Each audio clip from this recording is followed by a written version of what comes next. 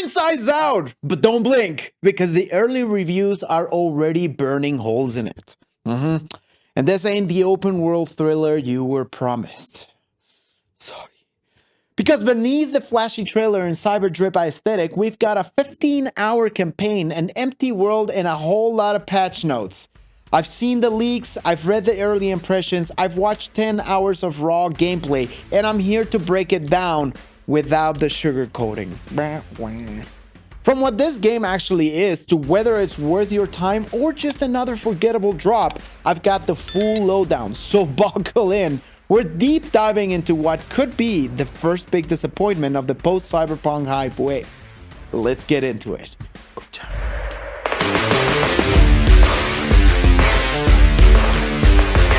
Here's the first hard truth. MindsEye is not GTA 6. Hell, it's not even Watch Dogs 2. Despite the city escape and flashy promo, this is a linear story game dressed up in open world cosplay. Build a Rocket Boy, the devs behind this one, even admitted it. Fox Open World. Their words, not mine. Look it up. You're looking at around 15 hours of content, and yeah, some of it's cinematic, some of it's cool. But if you thought you were getting a sandbox crime sim, prepare for pain. The open world is mostly decoration, empty streets, barely any pedestrians, no real sense of life. And outside of a few scattered minimap icons, there's nothing meaningful to do in free roam.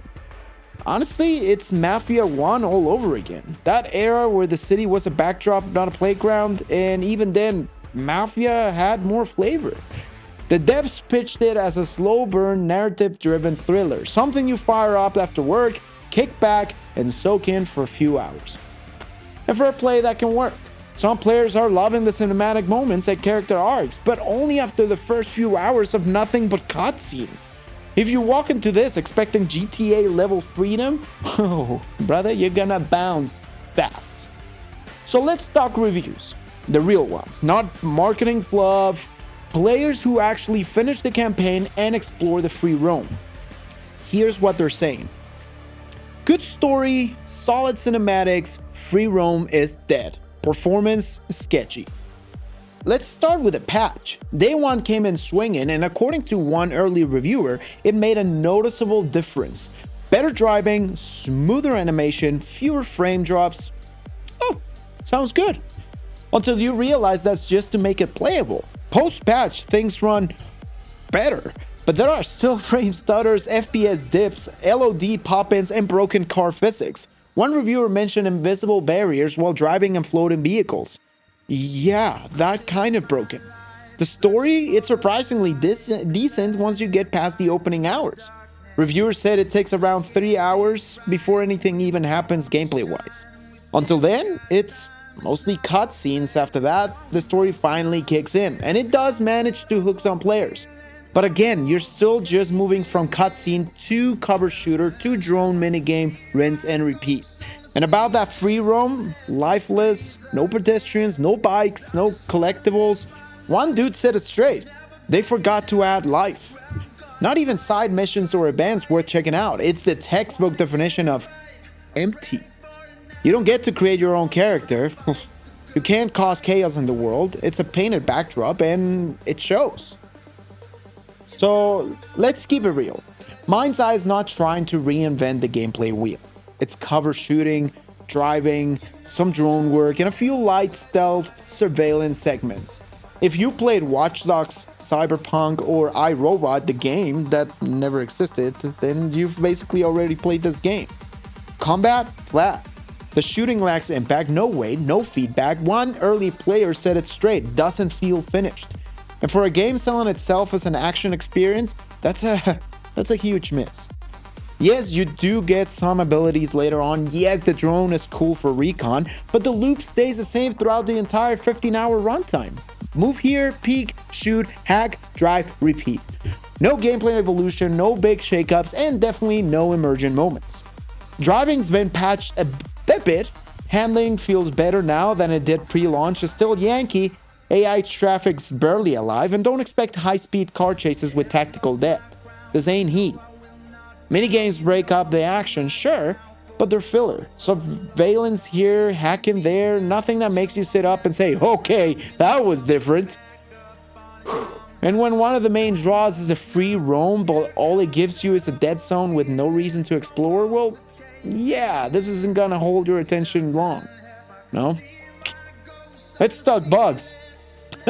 Because this game has them, and not the cool spy kind.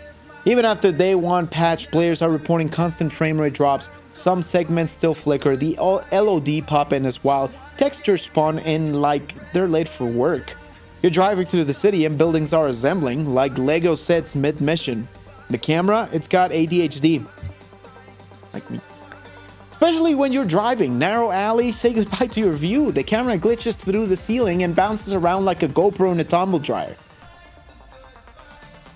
Lighting indoors, messy. Shadows and light sources freak out like they got performance anxiety, and don't even get me started on the random floating cars, physics inconveniences, and invisible geometry that blocks your path like ghost walls. It kills immersion, it kills pacing, and more than anything, it kills the fantasy this game is trying to sell. Now, to be fair, yes, the devs are patching, and yes, this is their first major release. But when you're charging $60, that's not just give them time situation. You're shipping a product and this one isn't fully cooked. It's like buying a steak that's still mooing. You shouldn't need to patch it into something edible. Know what I'm saying?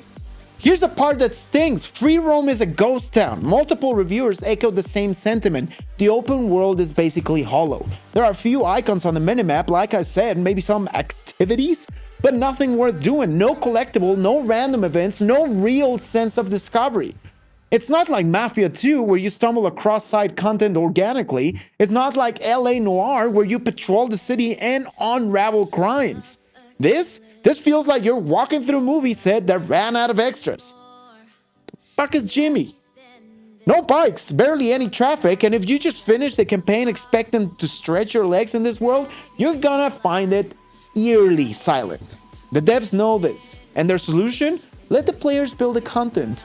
They're introducing something called Build MindsEye, a system where you, the community, can design races, assault mode, wave survival missions, and more. Basically, the side content is coming from us, not them. You were looking for a side job? There you go. Now look, I love UGC, user-generated content system, but it feels like a cop-out. This content should have shipped with the game, not been handed off to the community post-launch. Even their 2025 roadmap reads like a delayed list. New missions, horde mode, adventure updates. You get the sense this was all meant to be in launch, but here we are drip-fed the rest of the product across 12 months. So, should you buy MindsEye right now? If you're hoping for an open world revolution, a sandbox crime sim to hold you over until GTA 6 or a next-gen Watch Dogs, don't do it.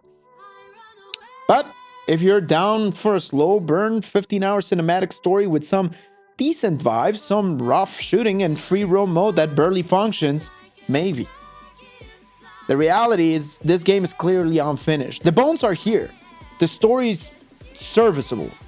The world looks decent, but the technical issues, flat gameplay, and Dead City drag it down fast. Here's what I recommend. Wait. At least 6 months, maybe a year. Let them patch it, let the roadmap drop, let the community build out some worthwhile content. Then take another look, because right now, it ain't ready. Now, I want to hear from you. Are you pulling the trigger and diving into MindsEye today? Or are you waiting for that inevitable deep discount after the patches hit? And what do you think about devs relying on the community to build the world after launch? Smart move? Or just another way to cover for a holo release? Smash that like button if you haven't done so, like your rage-tapping reload checkpoint for the 3rd time because your camera clipped into a lamppost mid-shootout. Hit subscribe and turn on notifications so you don't miss our upcoming deep dives, patch reviews, and hot takes on the next wave of releases. Ooh, and don't forget to queue up your next level up side quest. Maybe it's our breakdown of the latest game releases, or the full analysis of upcoming explosive reveal. Either way, the missions board's open. Thanks for watching. I'm Alonso and I'll catch you in the next one.